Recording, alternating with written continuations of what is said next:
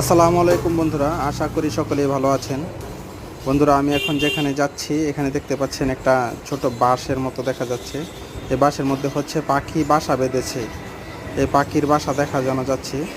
আমি দীর্ঘদিন ধরে লক্ষ্য করছি যে এখানে একটা পাখি ঘুরতেছে। পাখিটা দেখা যাইতেছে না, কিন্তু পাখিটার শব্দটা আমি শুনতে পারতেছি।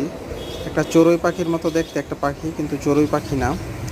এই জাম্বুরা গাছের সাইডে হচ্ছে একটা বাঁশের খুঁটি আছে। এই খুঁটির মধ্যে হচ্ছে এই পাখিটা বাসা বেঁধেছে।